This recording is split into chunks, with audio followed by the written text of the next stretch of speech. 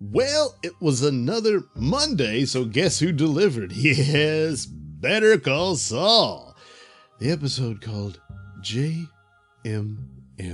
JMM? What can oh, of course, HMM, yeah. That's the great legal firm that was mostly the bane of little Jimmy's existence, and Howard was offering him a job there. And this was an opportunity where he could have had a legitimate career and shown that he is a damn good lawyer. And who knows, maybe even take over Howard's job at one point. That would be the right way to handle something like that, Jimmy. But no, he had to throw bowling balls at his car and set him up with hookers and all that. And that comes to a head here. And it's a pivotal scene. And it's very important for the choices and directions that Jimmy, a.k.a. Saul Goodman, takes. So we left it off where the relationship between Jimmy and Kim was at a boiling point, and she says, then, well, I guess the only thing we can do now is get married. And so that's exactly what they do. They get married with the justice of the peace, and it's all very funny. Not exactly romantic. But they handle it like lawyers, you know. So in future, since they're a married couple now, I believe how it works is they can no longer represent clients that are at odds with one another. So a scenario like what happened with Mesa Verde could never happen again. So they pretty much bury the hatchet on that one, and they go about their business. Kim makes good with Mesa Verde. She could have been fired and all that. But then she stands her ground with the boss and says, look, I gave you several options that were good and even profitable, and he could have taken them, but he stood his ground, even though, again, it's his property. He was in the right there. He did not really have to make a deal with this guy, but it just looks bad.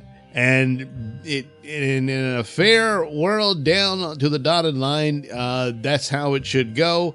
But, well, we all know better. So, but that being said, she did offer him options because to continue the fight could be bad for him, and he just didn't listen to any of it. So, in that aspect of it, she says, you know, a lot of this is your fault. And yeah, to some extent, that's true. And so he kind of respects, you know, her spine there, you know. And so it works out, and he's not going to fire her and all that. So it's all good for Kim and her position with Mesa Verde. So meanwhile, Jimmy, his collection of clients just gets more interesting, doesn't it? Of course, Lalo got set up and sent to jail, and he's facing a murder charge and could be sent away. So, of course, he wants out. He wants out on bail, and Jimmy's like, there's no way I can do it. You're an obvious flight risk and all that sort of thing. And the guy offers him, don't you want to be a friend of the cartel? Now, this is the actual moment where the devil is right there. And do you want to sell your soul, Jimmy? And I think this is probably the last turning point where there could have been hope for Jimmy. And it ends in this episode. He, now he's, per their deal with the marriage, he's open and honest with Kim. So he tells her right in the beginning of sex too, but he's like, I better say it. So he tells her what the situation is. And he's like, man, the money, of course, we're talking like I could have a private jet and all this type of stuff, And he says, well, of course I'm going to represent my client, but, I'll make a show of it, but, I'm not going to get him out or anything like that. And she's respects that he told her that he, and so there you go. It's all very good. And of course the scene between them, the sadness of this is they are genuinely in love. The marriage wedding was funny, but this is a couple who really deeply are in love with each other. They love each other. They care. They want each other and all this sort of thing. It's just not going to turn out right. It's just, and they're both their own worst enemies. You know, they could have made a good couple. They could have made a good go of it, and you know, they're getting late in life, and it is now or never. You know, in this sort of situation. So it's just, you know, do the right thing, and the two of them would do good. You know, but of course we know better. So. But all that is displayed and performed very well and all that. Meanwhile, we get more insight to Gus Fring. We saw bits and pieces of that, most notably after he died. In spoilers in Breaking Bad, about the whole network that he was working with and this, I guess, investment firm that had all these franchises that it worked through. But it was funneling drug money to maintain its... its business, you know, so it always had that going on. And when he died, the head of this corporate, he commits suicide, you know, because it's all over.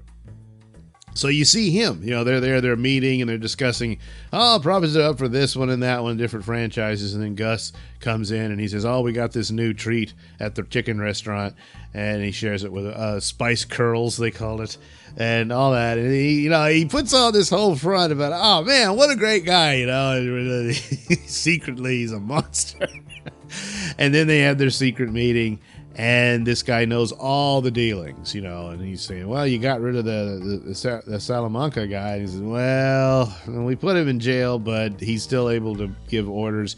He sent out an order to Nacho, soon to be the Scorpion, I believe, in the Spider-Man movies. But he wanted him to destroy the restaurant. So they realize they can't keep him contained. And they can't kill him. They say, why don't you just have him shivved in the prison? He says, as soon as he does that, it's war, and they don't have the capability to fight the war at that time. We know eventually Gus will have his revenge. But at the moment, he's not in a position to do that, so they can't do it, and so they decide we got to let him out. So Mike is sent over to Jimmy, and he passes the word, and they give a possibility for Jimmy to find a way to do this. And of course, Mike's the one who set them up. So this shows that the prosecution didn't quite do their homework very well, which, yeah, wow, what a convenient turn of events. Yeah, but if you pay attention to a lot of cases, oh man, does that happen. So he's able to throw out witness testimony against Lalo, who is not even going by the name. He's using an alias. It's not, but still. And the family members of the murder victim, they show up in the scene. Lalo looks over, who's that? Who are these people? He says, oh, that's the family members. And he's like, oh yeah, you know, he just cold bastard doesn't care. And but Jimmy does, you know, and he manages to do the deal, and Lalo's going to get his bail. Now Jimmy outside, he sees the family and he's feeling awful. You know, he sees them, they're a suffering family. The prosecutors got to go and apologize to them that they couldn't seal the deal and get this guy locked up and all that. And he's like, oh boy, that sucks, you know. And then here comes Howard. Now Howard, of course, is like, he says, you know, I offered you this job out of goodwill, you know, to make amends or whatever, and you trashed my car. He knows he was Jimmy doing all that. And Jimmy, of course, just hates Howard, and he's taking out all his frustrations on Howard. Sure, Howard was kind of cruel to him from time or two, but it really wasn't Howard, it was his brother. So then he lashes out and blames his brother, blames Howard for the death of his brother. But Jimmy, you had a lot more to do with pushing Howard, his brother into the suicide. So, but that's just Jimmy lashing out just to hit Howard, because that whole thing of insulting him and making him feel small and all of that came out of that company. And so he says, the truth is your job's beneath me. I'm going to be bigger than you, and I'm a god, and all this. He goes crazy and maniacal with it as Howard's walking away. He says, oh, well, screw it. I tried. And Jimmy, and the reason he's doing all that is now he's made the decision he's going to be a friend of the cartel, because that's his means, but skyrocketing into power, and to prove that he is the better lawyer and all this sort of stuff, and he's this talent you should have treated with respect, but you didn't. And it's all out of this hatred and spite, when a lot of the things that happened is his own fault. not everything was fair. His brother, he and his brother are very much alike. They just won't let it go. And his brother went too far in curtailing Jimmy and treating him like crap and all that. But it doesn't justify Jimmy's response. But there he is. There was that moment. And it's that one moment. He's got two moments here. He sees the family of the victim, and he feels for them. He feels bad, and it's like, how far do you want to go with this? I mean, you're a lawyer. He's your client. You're supposed to represent him to the full extent of the law, but that's it. But even though he knows there's some fishiness going on here, then, while he's wavering in the sight of that, he's reminded of his own selfish hatred stuff by Howard. And that's, I think, is the moment. And it's done. He's going with the devil. And it's over for Jimmy McGill. He will be Saul Goodman now. And it's just a matter of when they show us the future scene or the current present day scenes in black and white where he's on the run. How it all ends for Saul Goodman. So... oh, man, and the previous episode I really enjoyed because it was so funny and a lot of the scenes they do. And this one was a very dark one.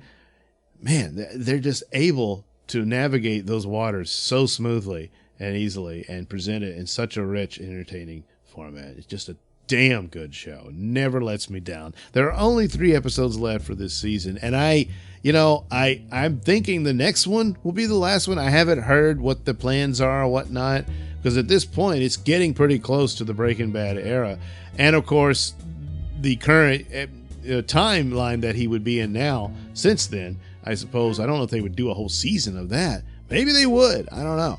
But it's getting close to where I think they would come to an end. And I'll miss it, but these guys know you quit while you're ahead. And you don't drag it out. It's like Walking Dead did. And when you're great and you're good and you've told your story, you end it.